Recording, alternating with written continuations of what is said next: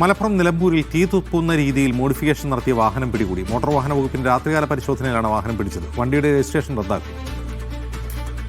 ജംഷീർ കൊടിഞ്ഞി വിവരങ്ങളുമായി ചെയ്തത്. ജംഷീർ, ഇതൊരു പഴയ മോഡൽ മാരുതി സെൻ ആണോ?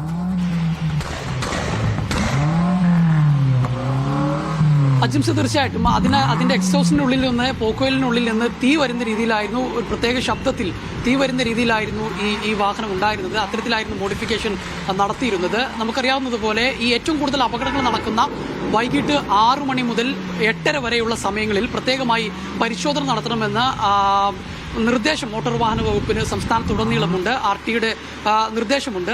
അതിന്റെ ഭാഗമായിട്ടാണ് ഇപ്പോൾ ഇത്തരത്തിൽ വൈകുന്നേരം 6 മണി മുതൽ 8:30 വരെ വിവിധയിടങ്ങളിൽ പരിശോധന നടത്തുന്നത്.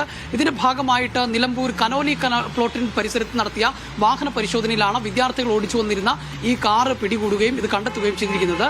ഈ കാറിന്റെ ഉടമസ്ഥനൊരു വിദേശത്താണ് എന്നാണ്, RC ഓണർ വിദേശത്താണെന്നാണ് മനസ്സിലാക്കാൻ കഴിയുന്നത്. ഏതായാലും ഈ കാർ ഇപ്പോൾ മോട്ടോർ വാഹന വകുപ്പ് പിടികൂടിയിട്ടുണ്ട്. ഈ കാറിന്റെ RC ഉൾപ്പെടെ റദ്ദ് ചെയ്യുന്ന അടക്കമുള്ള നടപടികളിലേക്ക് നീങ്ങുമെന്നുള്ളതാണ് മോട്ടോർ വാഹന വകുപ്പ് പറയുന്നത്. മാത്രമല്ല, ഈ വൈകിട്ടുള്ള പരിശോധന കർശനമായി തുടരും. കാരണം ഈ അപകടങ്ങൾ കൂടുതൽ സംഭവിക്കുന്ന ഒരു സമയമാണ് ഈ ഒരു വൈകിട്ട് 6 മുതൽ 8:30, 9 മണിക്കുള്ളിലുള്ള സമയം.